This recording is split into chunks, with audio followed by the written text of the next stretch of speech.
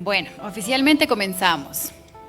Buenas tardes, bienvenidos nuevamente quienes nos acompañan esta tarde en este auditorio y también quienes siguen este recorrido maravilloso por el hábitat y la vivienda a través de nuestras redes sociales. Agradecemos a todos ustedes por formar parte del primer foro urbano Encontrémonos por el Hábitat. En este momento recibamos a Carlos Montoya, experto en planificación, gestión y ejecución de proyectos de desarrollo urbano. Bienvenido, Carlos. Muchas gracias. El escenario es tuyo. Buenas tardes. Esperemos que este aparato nos pueda funcionar bien. ¿Debe ser hasta allá, no? No, no es la primera.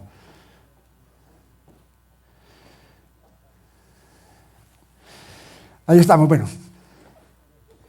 Voy a tratar de contarles a ustedes una experiencia profesional en el desarrollo de proyectos de vivienda de prácticamente toda la vida.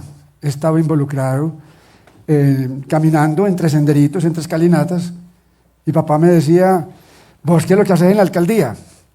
Y entonces yo le decía, medir tugurios. Era la forma más clara como yo podía transmitirle a él toda esta serie de conversaciones sobre el desarrollo de barrios populares. Se me ha pedido el favor que estructure dos conferencias, dos charlas, dos conversaciones con ustedes. En la de hoy trataremos de los proyectos urbanos integrales, algo así como vivienda y algo más, por decirlo muy simplemente, y dentro de ellos o al lado de ellos los programas de mejoramiento integral de barrios. Un tema bastante latinoamericano, diría yo, en la forma de verlo. En la segunda conferencia, otro día, tal vez mañana, estaremos hablando de proyectos habitacionales en otros tratamientos urbanos. En la expansión urbana, es decir, afuera del perímetro urbano, en terrenos baldíos, y en renovación urbana, en áreas más céntricas. De esta manera estaremos viendo proyectos habitacionales, viviendas, en tres tratamientos urbanos: mejoramiento de barrios, expansión urbana y renovación. Es una experiencia en el territorio, por decirlo de alguna manera. Siempre en estos proyectos he participado desde las labores de campo, como un arquitecto allá, trabajando con la gente, hasta llegar al desempeño de cargos administrativos y gerenciales, dirigiendo políticas en la alcaldía de Medellín.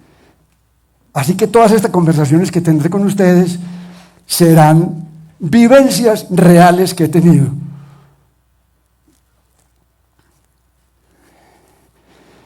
En las conversaciones de la mañana, algunas de las personas hablaban que la ciudad tiene cierto imán, cierta capacidad de atraer. Y las ciudades tienen centro y tienen periferia. Como la célula, cuando estábamos dibujándola en primaria, tiene núcleo y tiene un borde, una membrana. Y el átomo, que también tiene electrones que se mueven alrededor. Y a mí esas analogías me han llamado mucho la atención. ¿Por qué los elementos, la materia, la energía tienen centro y periferia? Y entonces resulta que el universo fue creado por un gran punto de energía que se concentró y explotó en el Big Bang y creó un universo en expansión, un universo de espacio-tiempo en expansión. Y la ciudad comparte ese modelo. ¿Qué quiere decir esto? Que la tendencia natural del crecimiento urbano es el expansionismo. Y que por lo tanto, cuando los planificadores y las instituciones intentan frenarla, contenerla, están confrontando un asunto muy complejo. En la periferia, los lotes son más grandes y son más baratos. Y no hay economías actuando en ella. Por lo tanto, hay menos resistencia. En cambio, intervenir en el centro de la ciudad es muy complejo. Los lotes están parcelados y tienen valor. Y la gente está actuando en ellos. Así que si las alcaldías y las instituciones quieren frenar el expansionismo urbano, eso es un asunto mayor No digo que no haya que hacerlo. Si todos viviésemos en casas campestres, con parcelas y con huertas, el planeta estaría forrado de casas y no habrían ni bosques. De allí, de esa tensión entre centro y periferia, surgen los tratamientos urbanos. En el centro, las áreas de renovación urbana, y en la periferia, los lotes baldíos para la expansión o los barrios y los asentamientos populares para el mejoramiento. Por eso he seleccionado, yo me voy a quitar esto. ¿Me permiten? Sí. Dios mío bendito. Me estorba mucho. Por eso he seleccionado esos 3 tratamientos urbanos, que son los que nos permiten el desarrollo de las viviendas colectivas. Hacer viviendas en lotes individuales, en zonas en consolidación, pues es más sencillo. El inmobiliario lo compra y desarrolla allí todo su ejercicio, digamos, con cierta liberalidad. Ese tema, digamos, lo dejamos como un poco aparte. En el Plan de Ordenamiento Territorial de Medellín, quizás los planificadores, con esa ilusión de controlar la ciudad, dijeron, no suelo de expansión. Pero la informalidad no atiende. Ella es incontenible. ¿Por qué se viene la gente de las provincias y del campo a las ciudades? Por esa capacidad magnética, atractiva, de oportunidades, decía el otro señor. Bueno. En otra conversación con un funcionario de planeación municipal, estábamos tratando de intervenir en una zona de alto riesgo. Este es un término sobre el cual tocaré bastantes puntos en esta charla. Y este funcionario de planeación estaba pues muy resistente, del departamento técnico. Carlos, es que la alcaldía no puede hacer eso. Cuando llevaba 3 veces afirmándome le dije, oíste hombre, cuando vos decís alcaldía, ¿a qué te referís? Carlos, al edificio donde usted trabaja, la alcaldía. Le dije, no, esa es una definición muy restringida de alcaldía. Cuando usted dice municipio, simultáneamente está diciendo la comunidad que lo habita, el municipio de Quito, por ejemplo, el territorio que lo delimita, que tan es así que si pasamos la rayita de Quito, estamos en otro municipio. Y obviamente el ente administrativo. Esto yo empecé a buscar qué significaba y encontré este texto en el libro 7 de Aristóteles. Del estado ideal, o sea, las entidades, las alcaldías, para el mejor-estar de la población de esa alcaldía en su territorio. La tríada de la planificación. Siempre que hablemos de territorio, estamos involucrando esos 3 elementos. Y están involucrados en un aparente equilibrio, pero es inestable. Es un triángulo tenso, a punto de romperse. A veces lo rompe el territorio, con una inundación o con un deslizamiento. A veces lo rompe la comunidad, que ocupa, o que demanda, o que genera un conflicto. O a veces se rompe desde la institucionalidad porque propone un tratamiento inadecuado, como proponer planes de renovación urbana en macroproyectos de 70 manzanas. En Medellín estamos haciendo un proyecto de renovación urbana de 8 manzanas y llevamos más o menos 10 años en una. Llevamos la mitad. ¿A quién se le ocurre renovación urbana en 40 y 70 manzanas? A la academia. Con cariño, ¿no? Durante el ejercicio de esta vivencia profesional, de este recorrido que les quiero comentar, entonces empecé a darme cuenta que habían 3 tratamientos urbanos, ya habíamos mencionado, ese centro que se deteriora y que se transforma, esos lotes de expansión o esos lotes baldíos y el mejoramiento de los barrios que la gente está haciendo. Y en esos 3 tratamientos hay una cualidad muy interesante, y es que uno de ellos, expansión, se da sobre lotes baldíos, lotes vacíos.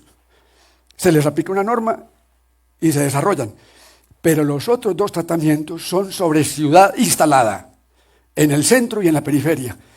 Y eso ya no es tan sencillo. Cuando ustedes estudian arquitectura o ingeniería, sobre todo los primeros, yo soy arquitecto, entonces nos entregan un lote vacío. Y todos queremos el lote vacío, pero en renovación y en mejoramiento de barrios están llenos de gente. Y ahí tenemos grandes dificultades metodológicas. Había mencionado anteriormente, qué pena, que esta tríada de la planificación, cada polaridad, impone un principio de intervención. Si hay gente, pues hay que conversar con ella, se llama participación comunitaria. Los textos son tradicionales en eso. Pero yo agregué un segundo renglón. ¿Qué es lo que uno discute con la población cuando va a comités en los barrios? O en renovación, o en mejoramiento. Las condiciones de permanencia. No hay otra discusión que le interese a la población. ¿Cómo voy yo ahí? ¿Yo cómo voy a quedar? Porque tengo mi vivienda y mi familia. Habíamos dicho al principio que sin vivienda no hay nación. Por lo menos es la conclusión a la que yo estoy llegando después de tanto tiempo de trasegar. ¿Cómo queremos una relación positiva y mejorada con el medio ambiente? Con gente que no tiene título, que son inquilinos de la ciudad 30 y 40 años. ¿Cómo se nos ocurre eso? Si la persona en el centro de la ciudad que paga arrendamiento no pinta la fachada, escasamente le pone un clavo para colgar un cuadro. ¿Por qué pretendemos que los hábitats y los ecosistemas urbanos frágiles de corrientes hídricas, de lagos, de montañas, sean preservadas por los inquilinos eternos desplazados de la provincia que tampoco encontraron la ciudad? El mundo es ancho y ajeno, dice por ahí Ciro Alegría. El territorio, y esto es muy importante para lo que estoy diciendo, por lo menos como yo lo he visto, impone su principio. Estándares adecuados. Una cosa es urbanizar en plano y en costa, otra en la sierra y en ladera. Esos son temas muy distintos. Vamos a ver esto qué significa en el desarrollo de los proyectos. Típico, mire el evento que estamos aquí hoy, la cooperación entre las entidades. En los textos se dice mucho coordinación, pero a veces la gente está muy coordinada, pero no se coopera, no se ayuda. Desarrollar ciudad y viviendas requiere muchos esfuerzos.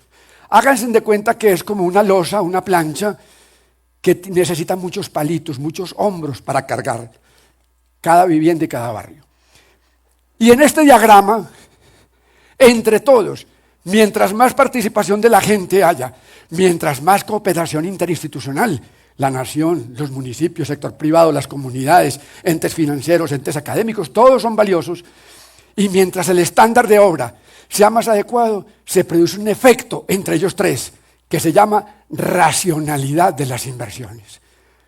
Porque un proyecto desarrollado por un solo agente de ellos, por poderoso que sea, queda cojo. Pero si es entre todos, empieza a encontrar futurismo. Vamos a ver. Y entre todos un efecto, pues este es un diagrama que yo dije, y la integralidad, ¿cómo la dibujo, Dios mío? Que abrazara los tres polos. Y entonces la integralidad. Y es una palabra muy coqueta, muy seductora, ser íntegro, ¿no? Pues es lo mejor. Pero se resbala. ¿Qué es lo que se integra? ¿Qué es lo que tiende a estar suelto en los proyectos que deliberadamente tenemos que hacer el esfuerzo de unirlo? Ahí está, la AAA, las áreas del desarrollo. Y los proyectos de vivienda educan a la población. Por ejemplo, estamos diciendo cómo mejorar y mantener ese riachuelo, esa quebrada, esa montaña, por ejemplo. Pero los proyectos de vivienda tienen mucho que ver con salud. Y si no, hablemos de la pandemia, de las viviendas ventiladas. ¿Sí? Entonces, las áreas del desarrollo es el primer elemento que se integra en un proyecto. Así que los proyectos de vivienda, aunque parezcan solo de vivienda, son de economía, son de medio ambiente, son de fortalecimiento comunitario, son de participación interinstitucional. Entonces, de entrada a la vivienda, si no tenemos esa mentalidad abierta de encontrarnos, de disponernos, de quitar prejuicios, entonces estamos limitados. La segunda A de esa AAA, ¿qué pasó? No, estamos ahí. Es la integración de actores. privados, públicos, solidarios, comunitarios, académicos, etc. Este mismo evento que invitó aquí el Ministerio de Desarrollo, el MIDUBI y el Viceministerio es una muestra de ello. Por lo menos hay esa voluntad y esa querencia. Entendemos que es así, que ese es el camino, ¿sí? Y la integración de acciones, que es la que más me gusta a mí como arquitecto.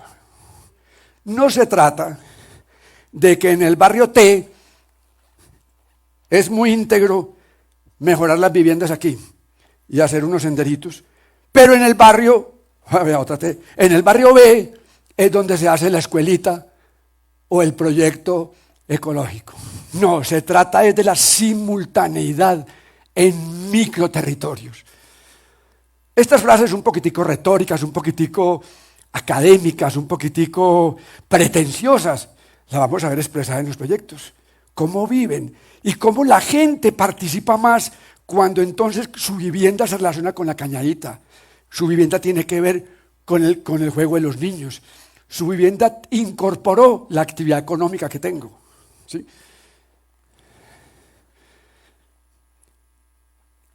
Entonces, esta matriz que me he inventado y que la he pulido durante más de 20 años, muestra los 3 tratamientos urbanos y esos principios, cómo se comportan diferencialmente en cada uno de ellos.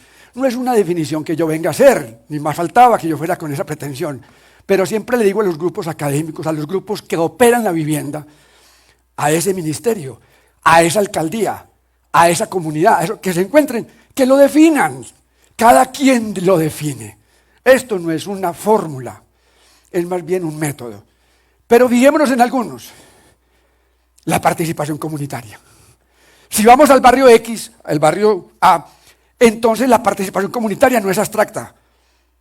Porque allá vive Pedro y María. Llamen a Pedro y a María, pues que vengan a ver cómo es que vamos a hacer esta casa.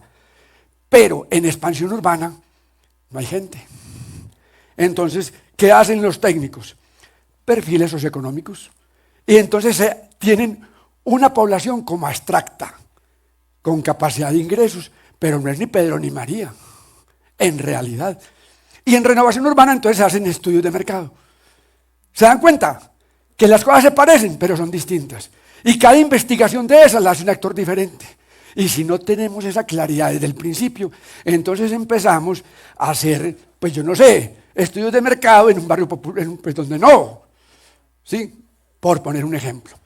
Veamos otros, el criterio de densidad, que es un criterio tan interesante, tan importante para el desarrollo urbano. Cuando vamos al lote vacío en expansión, pues cogemos la norma y aplicamos entonces un criterio de densidad normativo, es decir, el que está establecido. Pero si vamos a un barrio popular, la densidad es la que está en el territorio. Puede ser muy alta, puede ser muy baja, pero es la que es. ¿Sí? En cambio, en renovación urbana, deliberadamente se incrementa la densidad 3, 4, 5 veces porque la renovación urbana es una nueva natillera, unos nuevos Paganinis, porque esa ciudad hay que repetirla. Por poner ejemplos. Estándares adecuados.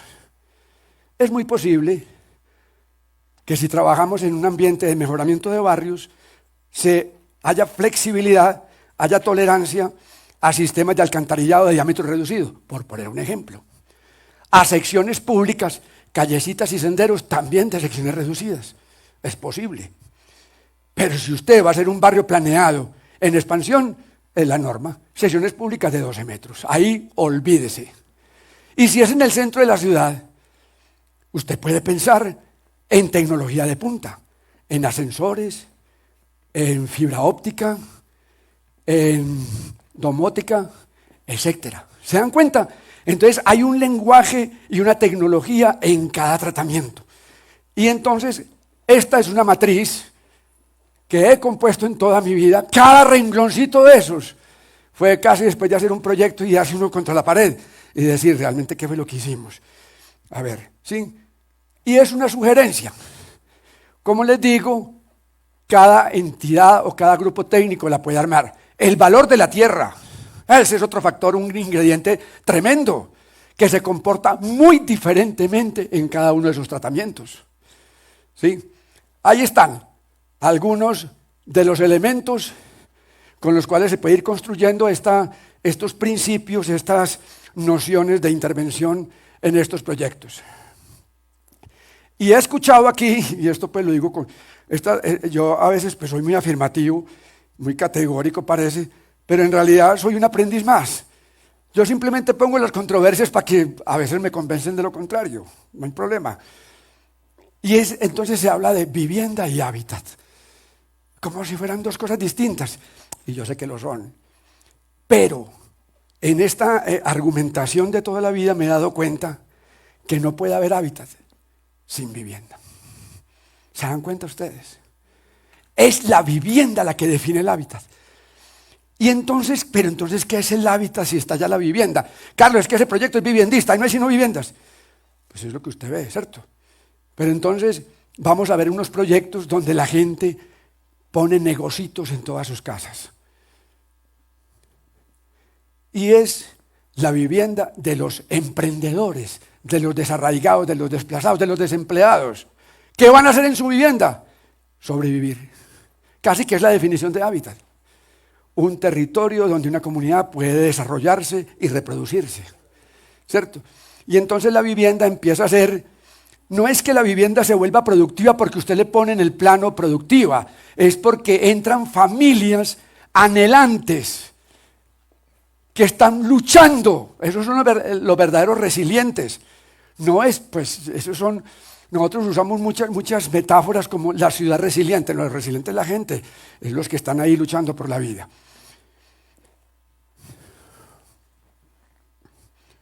¿Qué le pasó? Es que es allí.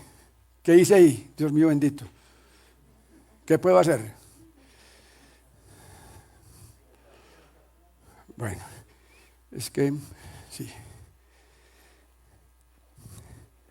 Entrando uno desde el aeropuerto, desde el Mariscal nuevo, va entrando uno a Quito y ve esas tremendas montañas. Tremendas montañas. Nosotros tenemos ciudades andinas. Hay un texto de Robert Louis Stevenson. Él es un premio Nobel de literatura, pero es ingeniero civil. Stevenson fue el que produjo el faro de Bell Rock y diseñó en la base del faro una curva, de tal manera que cuando llegaban las olas, aliviaban su efecto. Lo habían demolido como 2 o 3 veces. Y escribe que algo así como: todos hemos oído hablar de ciudades de Sudamérica construidas en la base de la montaña ardiente, del volcán.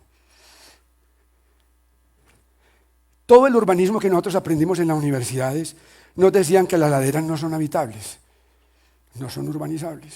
Ahí no se puede hacer nada. El profesor, eso fue en el 4º semestre, ya llevaba como 3 veces diciendo eso y le dije: profesor, perdóneme, mire por la ventana. Porque Medellín es un cañón y está lleno de viviendas. Pues, cuando fueron los europeos, qué pena, vinieron a hacer el primer plan de desarrollo de Medellín en el 50, dibujaron el río, el futuro metro, ni siquiera mencionaron la palabra barrio popular, pero ya estaban todos ahí. Son las laderas desconocidas. Y nosotros tenemos estos antecedentes. Y están estos conglomerados urbanísticos. Son montañas forradas de casitas. Y ahora en Medellín les pusieron metrocable. Entonces no es que no sean urbanizables, es que están urbanizadas. Porque urbanizar, ¿qué es en el fondo? Llevar vía y servicios, básicamente. Entonces, pero la retórica, la normatividad y la argumentación de los técnicos de planeación municipal sigue siendo negar la ladera, pero ponemos metrocables. Y la gente ya se la pilla, porque es que la gente está en su lucha por su vivienda. Últimamente estoy yendo a unos voluntariados en unos barrios altos, los más altos de Medellín, y me encuentro en los comités de vivienda profesionales, estudiantes de sociología y de planeación urbana, en los comités de los barrios populares. Y nos están argumentando, ¿por qué si es un alto riesgo ustedes instalaron un metrocable? Y claro que uno puede decir que es que el metrocable es de ingenieros muy bien calculados, etcétera, pues entonces traiga la ingeniería para las viviendas, diríamos uno. Entonces he desarrollado yo una cierta mentalidad tranquila frente al poblamiento de laderas. Y eso es en el 1994, nos visita la gente de Favela Barrio de Río de Janeiro, y nosotros teníamos un programa que se llamaba Mejoramiento de Barrios en Zonas de Alto Riesgo. No, pues eso, para mejor dicho, la excomunión ya debe venir, pues, y el alto riesgo, sobre eso voy a estar dando vueltas bastante. El riesgo es un factor del desarrollo de la vida. Pues digamos que uno para morirse no necesita y no estar vivo, ¿cierto? Más o menos. ¿Sí?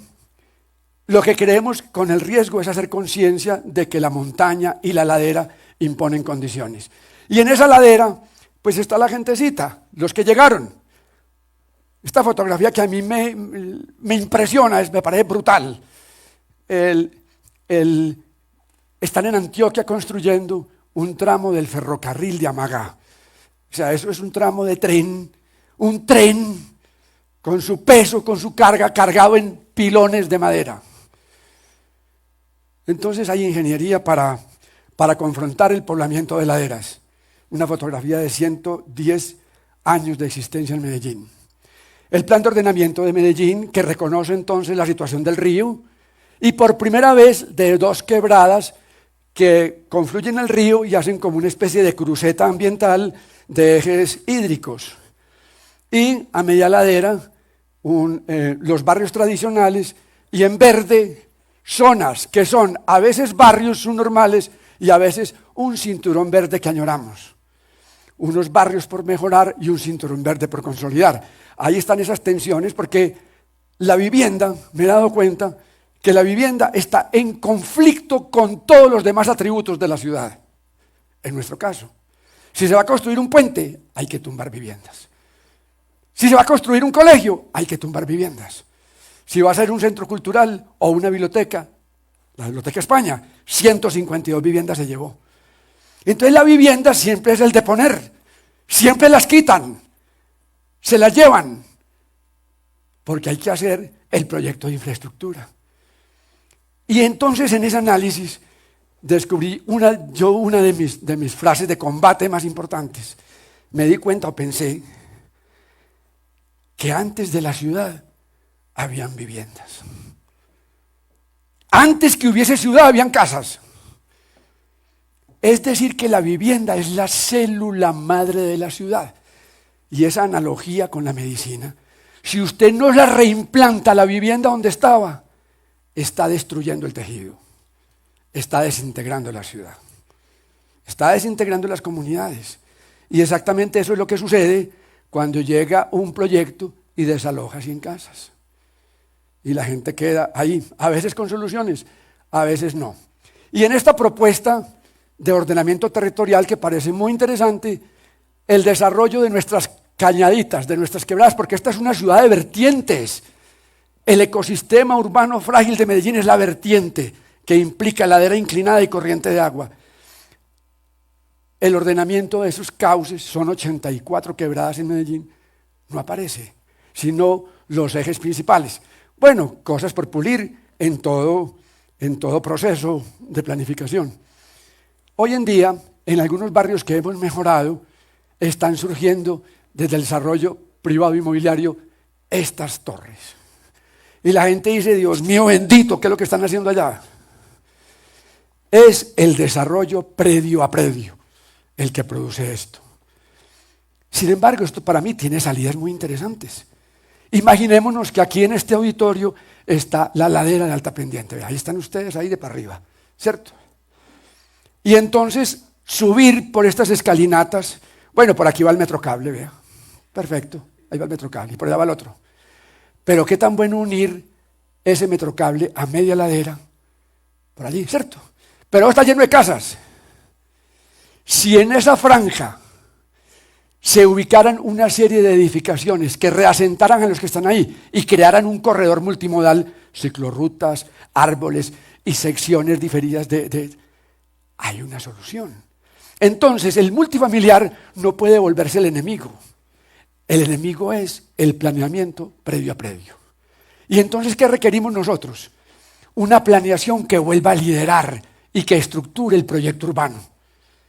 Las últimas 2 alcaldías en Medellín, lamentablemente les dio por borrar todo lo ejecutado entre el 90 y en el 2012, porque uno de esos alcaldes está de candidato presidencial. Y nosotros no teníamos esa enfermedad, sino que teníamos una trayectoria de continuidad increíble, increíble. Ahora hay en Medellín una controversia tremenda y está despertándose un gran movimiento cívico. No se quiera pasar allá. También en esos corredores de Metrocables, así como el inmobiliario está haciendo las torres, el informal tampoco se detiene. Porque esa atracción gravitacional de la ciudad es para todos. Ahí están surgiendo estos asentamientos. Este es el Metrocable que va para la ciudad de la Nueva Occidente, para Pajarito. Entonces hemos hecho un repasón por el territorio y algunas de sus características: inclinado, ocupado, informal, con multifamiliares. El territorio. Y la comunidad, y las instituciones. Y entonces la discusión del plan de ordenamiento territorial en las ciudades se está volviendo la discusión.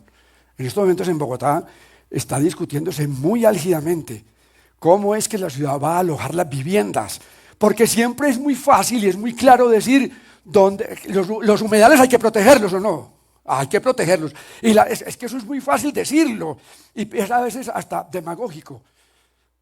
¿Quién no va a querer proteger un humedal, una ladera? Bueno, no sé.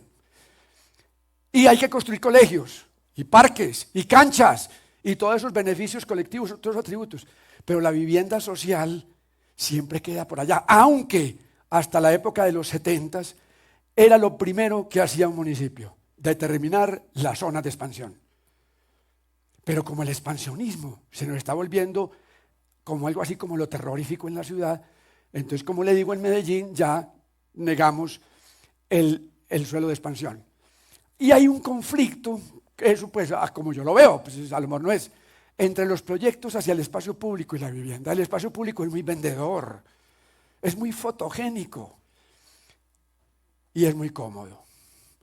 Porque cuando vamos a transformar esta sesión pública de esta vía tan importante, este corredor, pues entonces, sí, en Ámsterdam es espectacular. Reducen la sección, ponen una calzada reducida, aumentan los jardincitos, ponen la ciclorruta, pero no hay que hacer gestión de suelo. No se crea un solo metro. Gestión de suelo es el corredor que les expliqué hace poco.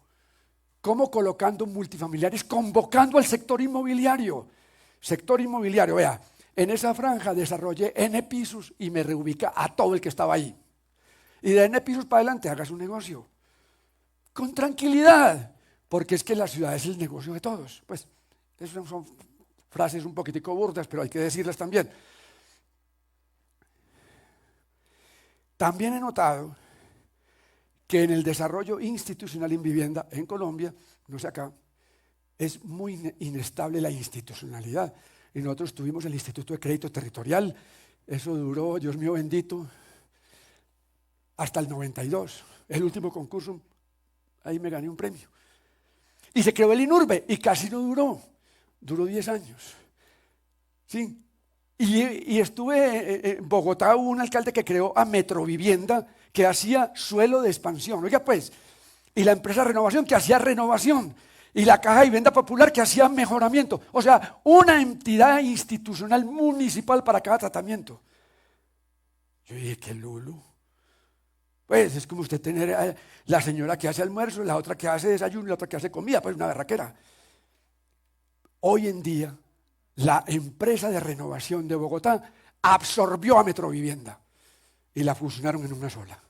Y la empresa de desarrollo urbano de Medellín tenía prácticamente anulado o lo tenía solamente como fuente financiera al fondo de vivienda. Pero en Medellín sucedió lo contrario. Se creó el Instituto de Vivienda y le quitaron a la EDU todo el desarrollo que estaba haciendo. Entonces los barrios, el Juan Bobo, el La Herrera, La Cruz, La Honda, Pajarito, todo eso, porque aprender a hacer eso no es sencillo. Aprender a convocar las comunidades, aprender a convocar las demás entidades y darles un rol preciso, discutido, analizado durante años, Eso se fue para el cajón de la basura. ¿Y quién reconstruye eso? Muy serio esto. Entonces hay también inestabilidad en el territorio, pero también inestabilidad institucional. Y yo digo esto porque a veces cuando los técnicos nosotros vamos a las comunidades siempre vemos el problema en las comunidades. No, es que la gente es muy conflictiva. No, es que la gente definitivamente exige demasiado. Pero nosotros, ¿cómo nos estamos comportando? Aquí estaban algunos señores hablando de inestabilidad jurídica y de normas y de leyes. Yo digo es inclusive de las instituciones que desaparecen y aparecen como por arte de magia. Empezamos a empacar esta retórica de proyectos urbanos integrales, de vivienda y vivienda algo más. Y pues bueno, yo fui el que le dijo a eso que lo pusiéramos urbanismo social y viviendas con corazón. Pero entonces, como es urbanismo social, empezó esa tensión en donde el espacio público, que es fotogénico, que es rápido, de inauguración inmediata, y es cómodo, porque no hace gestión de suelo, empieza a ganar fuerza. En cambio, gestionar la vivienda, aquí hubo un señor que dijo que un proyecto de vivienda se demoraba 3 años para hacerse. Bueno, pero de todas maneras, hacerlos en menos de año y medio es muy difícil. Es muy difícil, porque los lotes hay que hacerlos, hay que gestionarlos. Los lotes existen en la mentalidad de los arquitectos. Para eso sirven los arquitectos, para ver el suelo donde no lo hay. En Medellín, que no tiene suelo de expansión, ¿sabe cuál es el suelo que hay? Los barrios populares y los barrios informales. Donde se están instalando esos metrocables, se está instalando una oportunidad de gestión inmobiliaria increíble. Este es un boceto, mira, ahí están. Entonces había una campaña para las alcaldías en Medellín y yo estaba trabajando en ese momento en la Universidad Pontificia y en una discusión con profesores yo les estaba preguntando, oiga, ¿qué es lo más importante que está pasando en el paisaje urbano de Medellín? Eso es en el año 2003. Y ellos estaban muy silenciosos. Y entonces yo les dije, la construcción del metrocable. ¿Por qué? Porque mire, esta era la comuna nororiental. Imagínese usted que no existiera este corredorcito ni aquel otro, sino que esto fuera silleterías negritas y todas. Así estábamos los técnicos frente a la comuna nororiental. No sabíamos para dónde mirar, hasta que le pusieron a eso esa columna vertebral, ¡fa! Ese metrocable. Y ese inmediatamente nos invitó a encontrar oportunidades habitacionales para densificar los ejes de movilidad, casi pues que eso está escrito en cualquier manual de desarrollo urbano. Los ejes de movilidad se densifican. Quito, con ese metro que están construyendo, va a encontrar territorios. Y esta vía en tirabuzón que yo dibujé así simplistamente para decirles que había una cañada, un ecosistema urbano frágil que tenía unas viviendas y que había que alojarlas en edificios, y yo me los imaginé en ese momento en estas curvitas, ¿cierto? Eso quedaba muy fotogénico, pero no fueron así. El proyecto fue distinto, pero la idea esencial fue esa. Ese es Juan Bogo. Con ese dibujo surgió ese proyecto. Y ahí está, la técnica de resignificación del espacio público. Cuando yo digo estas cosas frente al espacio público y la vivienda, no demerito el quehacer en el espacio público. Ojo, por Dios, este es el arquitecto todavía. Sino lo que digo es que es más cómodo. Y claro, a los alcaldes les gusta mucho, porque da resultados inmediatos. Y se hacen bulevares en costaneras, en ríos, se hacen paseos urbanos, y eso es espectacular, y se genera mucho empleo informal. Gracias. Tranquila. Yo sí, realmente hace falta. Gracias, muy amable. Y entonces no es que esté en contra de esos proyectos. Estoy diciendo que también hay que mirar la perspectiva de hábitat y de vivienda. Simplemente estoy diciendo eso. Entonces, claro, mire por ejemplo, este proyecto espectacular. Si ustedes se imaginaran la cantidad de negocios de populares que florecieron en esa calle en Andalucía. Más de 100. Y no solamente florecieron, sino que se diversificaron. Por ejemplo, encontrar misceláneas y venta de ropa, venta de tenis, de blue jeans, de camisetas en ese barrio no era posible. ¿Sí? Entonces todo este metrocable trajo todo ese desarrollo. Y entonces el espacio público está en las áreas más céntricas del barrio, donde se resignifica la importancia, el factor de identidad de ese barrio. Pero la vivienda está en el inframundo, que es otro ámbito, ¿sí? Entonces hay que digamos, contraponer esos dos polos, esos dos escenarios. Y entonces se hacían estos proyectos, la cancha sintética de Granizal y el puente de la Herrera. Cada que yo iba a visitarlo le decía a los compañeros, como nos está quedando de bonito ese puente, porque ya teníamos los edificios plantados en ambos extremos, porque era un punto importante para recuperar en el entorno del barrio. Ahí están los espacios públicos, todo esto es muy interesante. Sin embargo, aún viéndolos hoy en día, era mejor que hubiesen algunos edificiecitos y organizando más el territorio y, digamos, proveyendo vivienda. Muchos de estos proyectos significaban desplazamiento de vivienda. Entonces ahí es donde la integralidad se nos cojea, porque la integralidad que desaloja viviendas con todo cariño, no. Cuando a mí me toca evaluar proyectos, que me invitan mucho las universidades, ahí está la Biblioteca España, sí, muy bonita. ¿Cuántas viviendas indicó el desalojo? 152, ¿dónde están? Ah, no, que...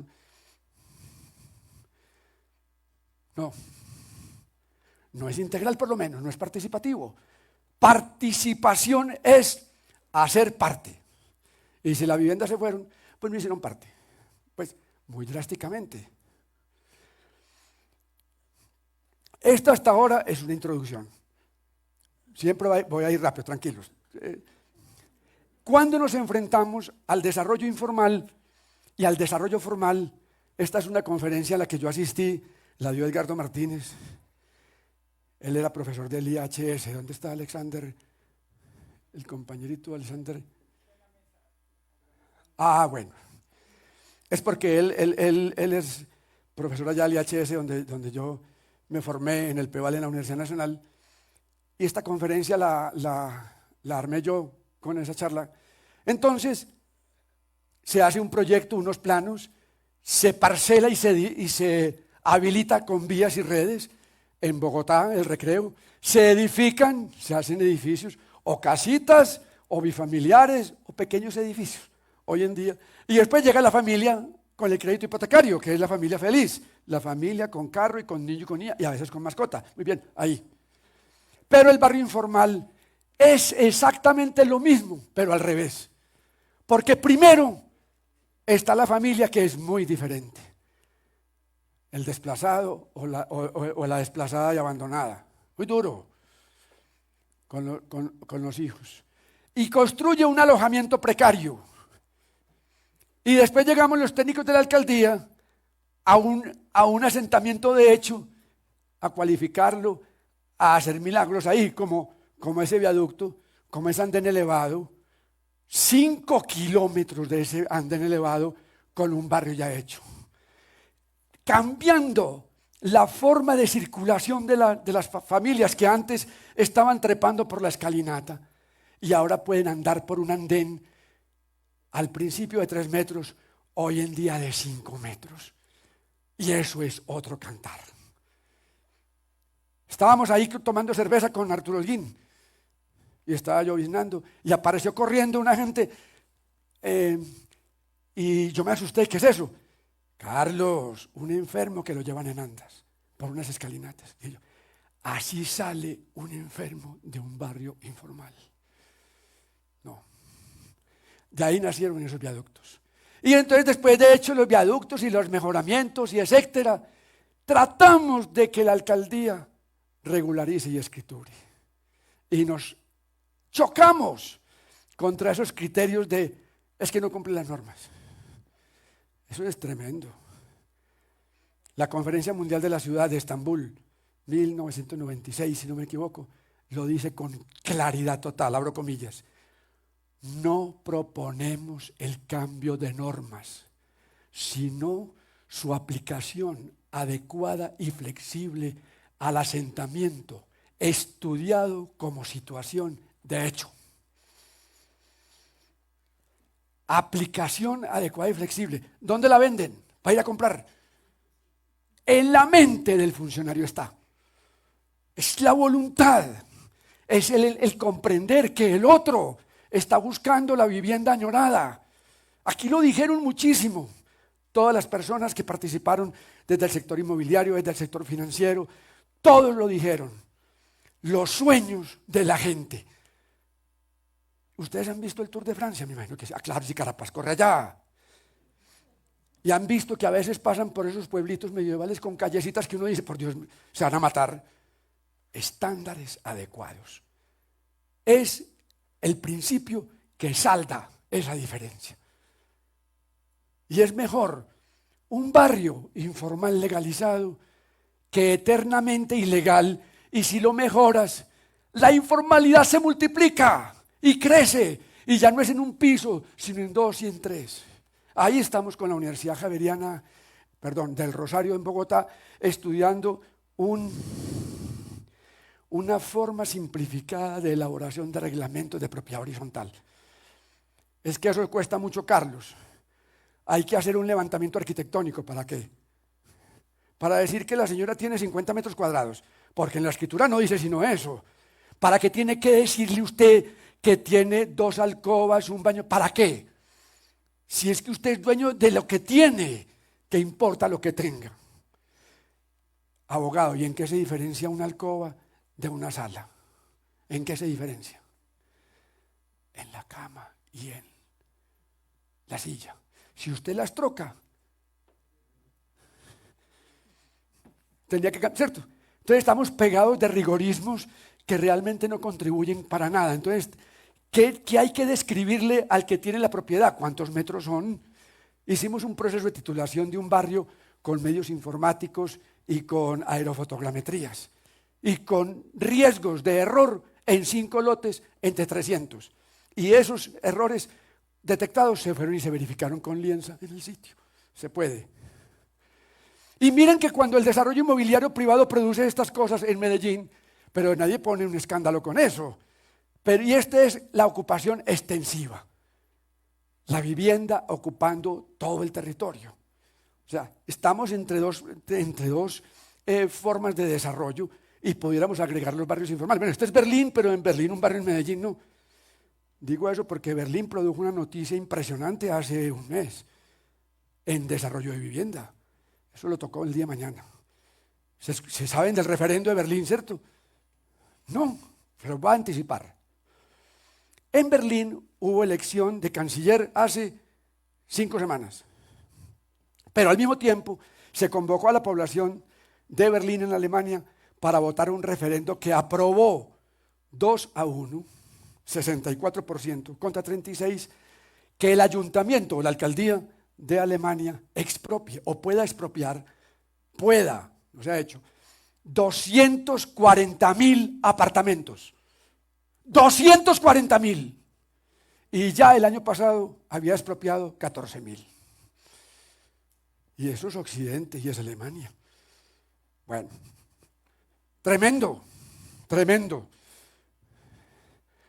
Cuando vemos la informalidad, los barrios populares, existe la tendencia a verlo todo igual. Y resulta que no. Hay barrios que están en reciente formación y que requieren el plan de aguas. Esta es otra de esas laminitas que yo he construido durante muchos años, humildemente. Están los barrios que ya están muy densos, como las Independencias, donde la vivienda juega un papel central. Anunciar un proyecto de vivienda en un barrio que apenas se está ocupando es erróneo, porque acelera la invasión, porque se ocupan áreas claves para el desarrollo, porque se obstruye el acceso vial, porque no se deja áreas para la cancha y para la escuela. ¿Pero qué se hace? Ahí está. El plan de aguas, los estudios técnicos, la zona de riesgo, la geotecnia, los suelos, toda esa parte preliminar se hace. Y mientras se hace, se va fortaleciendo los comités comunitarios. Les conté de los compañeritos sociólogos y que estudian planeación urbana, que lideran los barrios altos de Medellín, y montaron la Escuela Popular de Laderas. Una belleza. Y entonces van allá académicos de todas las universidades a decir estas vainas allá, para que la organización social tenga una capacidad de interlocución y desarrollar, digamos, en mejores condiciones. Acá clave la vivienda. Acá la vivienda es el actor, porque aquí hay que hacer espacio público. ¿Y cómo hacer ese espacio público sin vivienda? Vuelvo a la analogía. ¿Cómo hacemos la vía a media ladera sin los multifamiliares?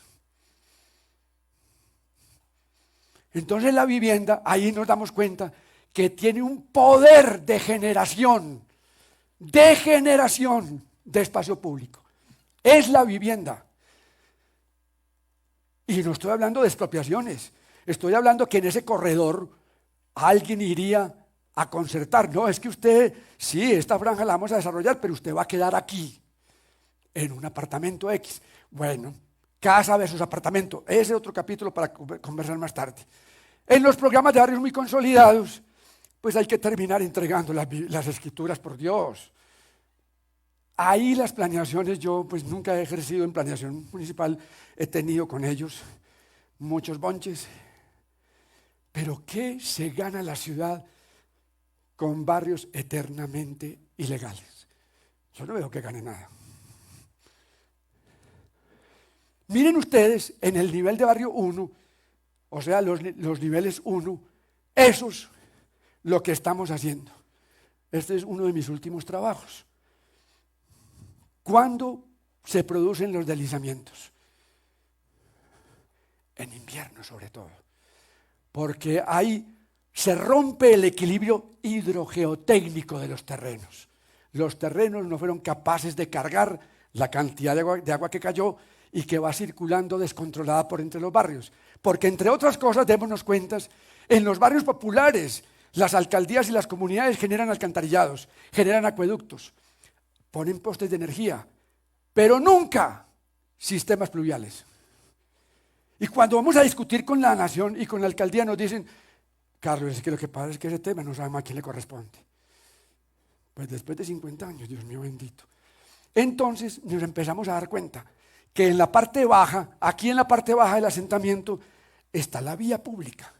Y por aquí sí viene el alcantarillado pluvial público, hecho con licitaciones, con plata, con todas las de la ley. Pero que de esa vía pública, en la base del asentamiento, es que este tribuna me quedó espectacular para hoy, le digo.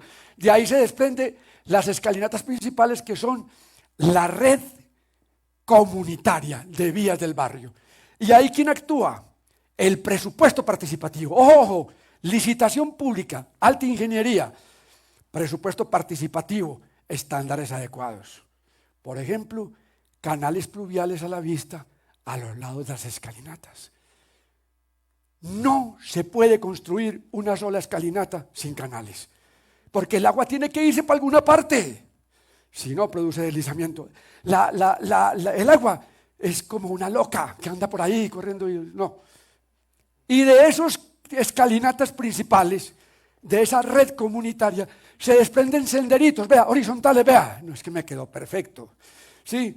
Y es la red vecinal, donde se hacen los convites, las mingas, y se unen los vecinos, e hicimos eso, ahí estamos trabajando, ¿sí? Y después llegamos a la unidad de vivienda, perdóneme, y en la unidad de vivienda el agua se instala en la red domiciliar, otro estándar, PVC, ¿sí me entiende? Y encontramos que esta secuencia lógica, esto se lo entregamos a la alcaldía de Medellín hace un añito más o menos. Esto está también presentado porque una charla que dicté hace como 4 días al Departamento de Prevención de Desastres de Medellín, no sé. Y es un trabajo académico donde yo trabajé con estas entidades. Entonces fíjense ustedes que lo interesante de esta diapositiva es que a cada elemento estructurante de la conducción del agua lluvia corresponde un tipo de obra, un estándar y un modelo de gestión contractual diferente. Y cuando vemos las viviendas en barrios normales o en zonas de expansión o en renovación, hay que pensar igual. Usted no puede invitar a un promotor inmobiliario a un barrio subnormal. sale corriendo, si es que va, ¿cierto? Entonces, cada cosa en su lugar y un lugar para cada cosa. Empezamos este proyecto, hay unos documentos escritos por la GTZ, cuando se llamaba pues GTZ, y este proyecto es muy emblemático en mi formación profesional. Voy a andar un poco más rápido.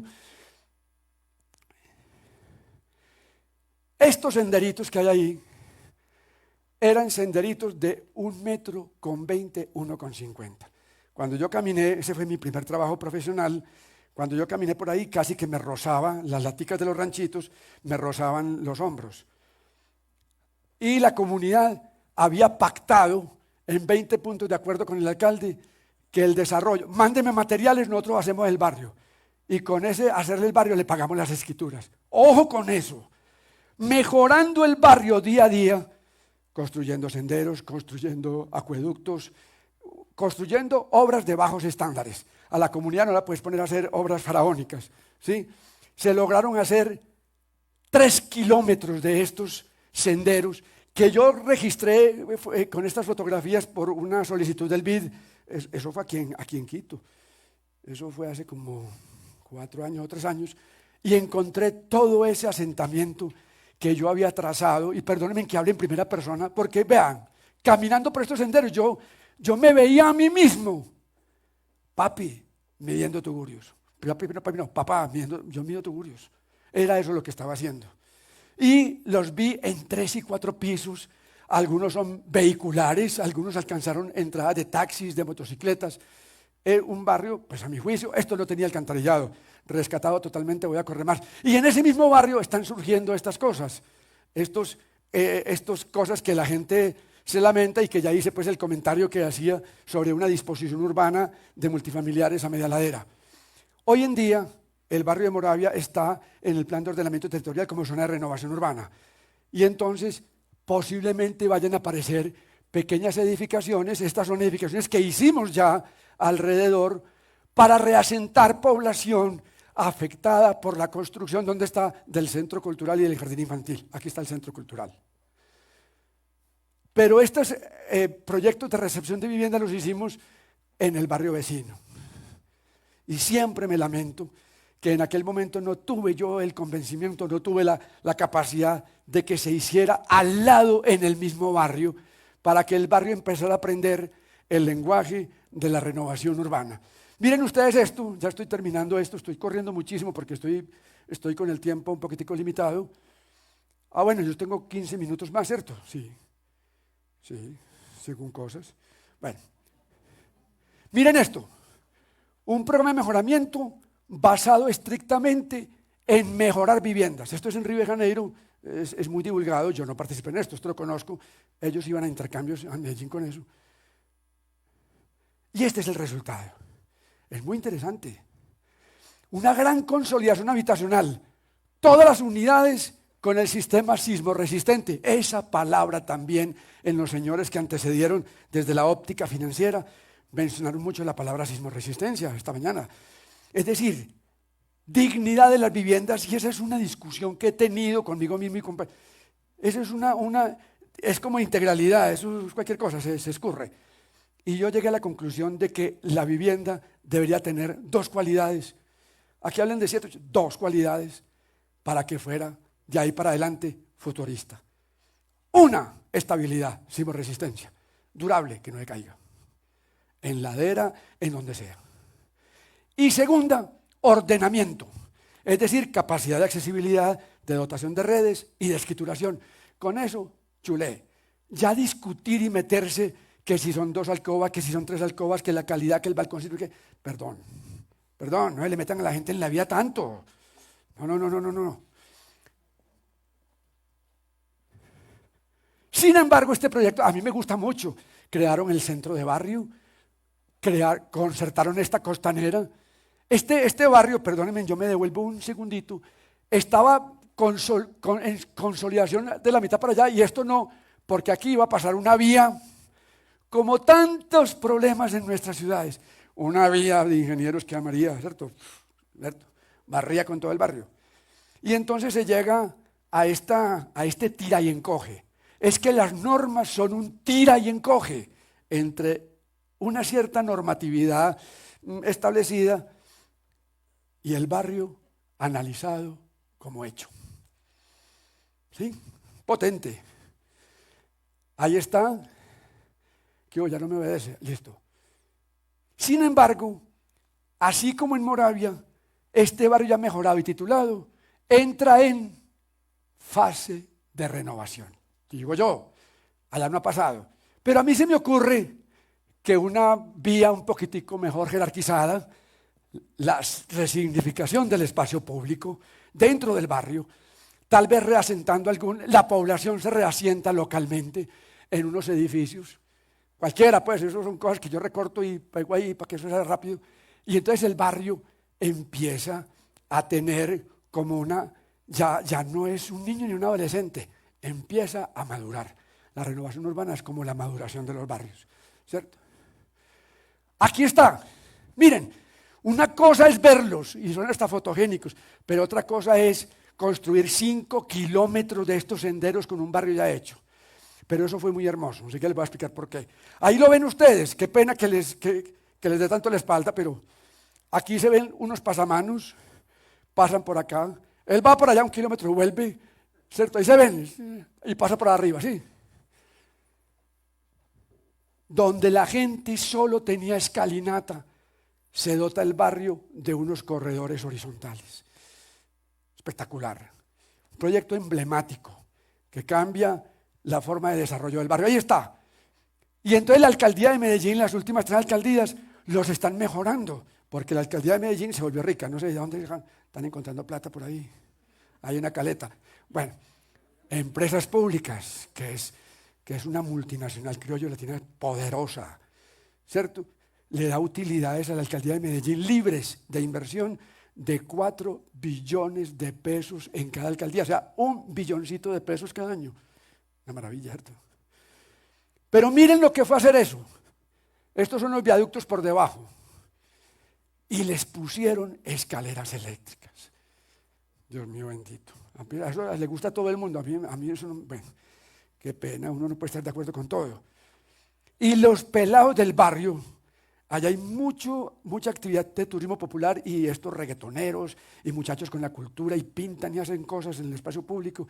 Ellos dicen, mejor el viaducto que las escaleras.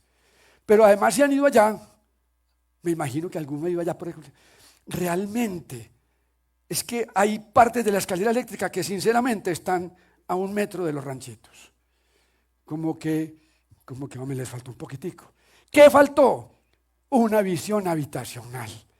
Haber hecho una relocalización in situ para, mire esto por Dios, esto para oxigenar, porque ¿dónde juegan los niños? En este asentamiento. ¿Dónde se pone un árbol? ¿Dónde hay un punto de encuentro? No. Queremos mucho los informales, pero la arquitectura y el urbanismo tienen que servir para un poquitico más. Bueno, ahí vamos en esa lucha, ¿no? Siempre peleé con ellos, pero ahí es la polaridad entre que los del espacio público intervienen con una técnica y ojalá que no haya viviendas, porque la vivienda se roba el show. Porque lo que la gente quiere ver es la gente viviendo en las casas. Eso es lo que mueve el mundo. El espacio público algún día se hace. Bueno, no lo despreciemos tanto. Qué pena, no era mi intención hoy. Ahí está hoy en día modernizados. La alcaldía metiendo este recurso. Cuando nosotros, y perdóneme que vuelva, cuando estábamos haciendo esto, con estándares adecuados, con urbanismo modesto, sostenible y modesto, se parecen. Cada que el viaducto iba avanzando, se mejoraban las viviendas, arriba y abajo. Es decir, el viaducto fue la estrategia física, urbanística, de convocatoria a los subsidios nacionales y municipales. Voy a correr, ¿cierto? Dios mío bendito. Bueno, toca. Qué vaina, voy a pasar un poquitico más visual esto último. Lamento mucho que haya pasado de esta manera. Ahí están, desde el espacio público, balcones, puntos de encuentro. Esto es muy típico, pues son barrios balcón. Pues naturalmente, el mismo viaducto es un balcón corrido, ¿cierto?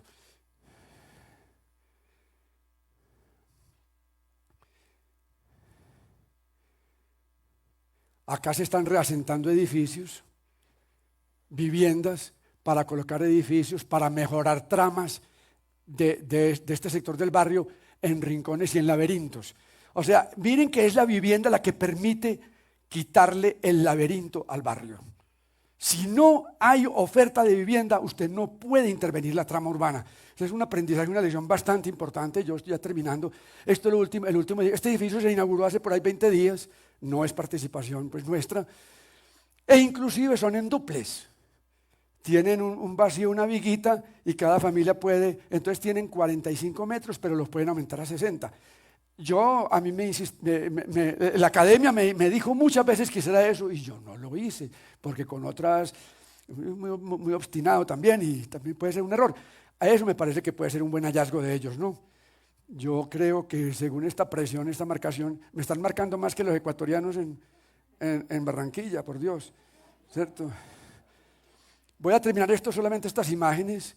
Nos aproximamos a este puente y ahí fue cuando nos dimos cuenta que en las cañadas había vivienda. Déjenme, yo acelero esto. Y entonces, miren esto.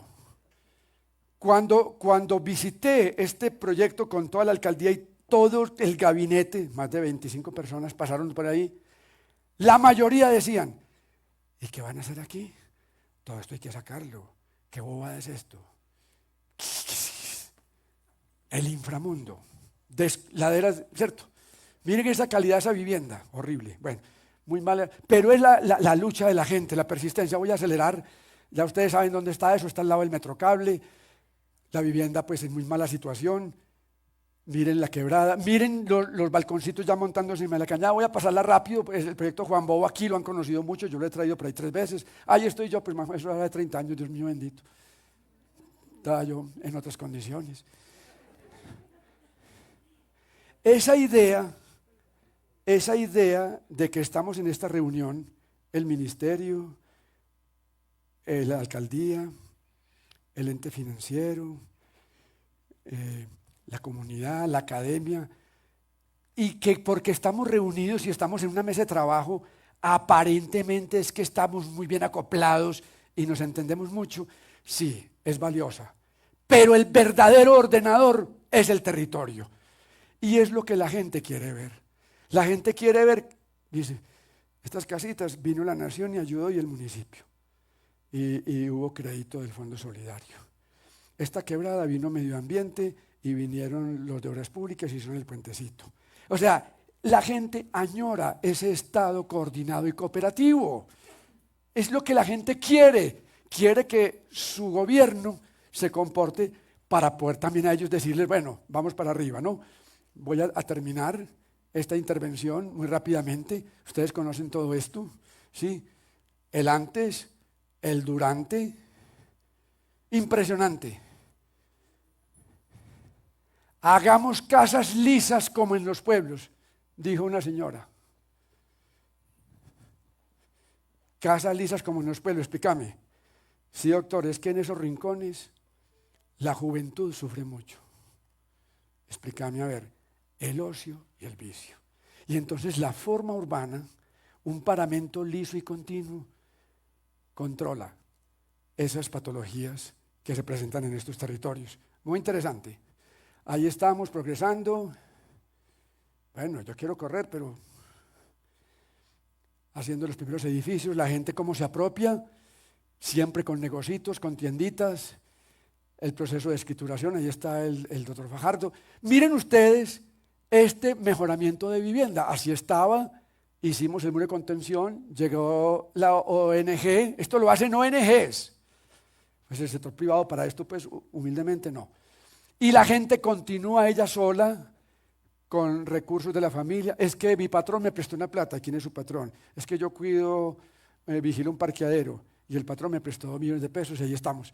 Pero observen cómo este espaciecito público, que era aquel, se creció y estas viviendas que no están acá están en este edificio.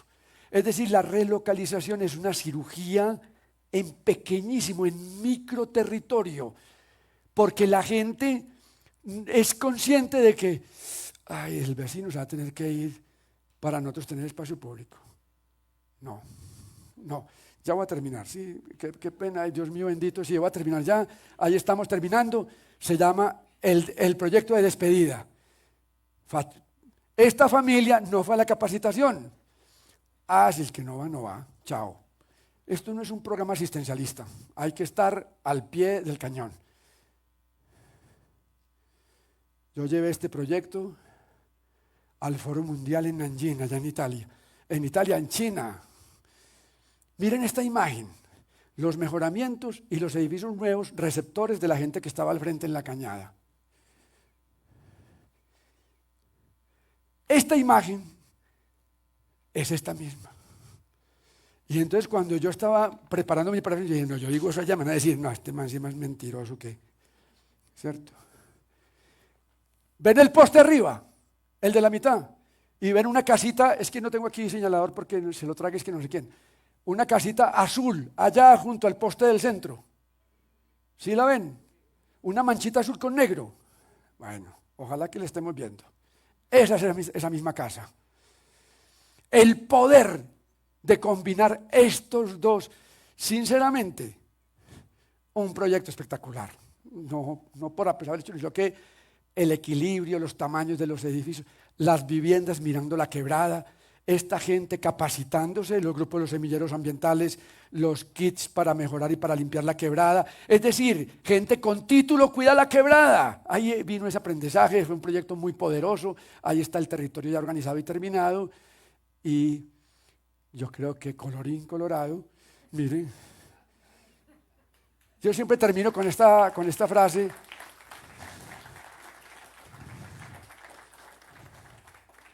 Porque al mismo rey Ulises, volver a casa y añorar su vivienda con Penélope era todo lo que anhelaba. ¿Cómo será pues para los resilientes, para los humildes que están esperando el mejoramiento, la vivienda y el título? Bueno, muchas gracias. Espero que se hayan entretenido. Carlos, por favor, no te vayas, tenemos algunas preguntas. Escucha, ahora sí, ya.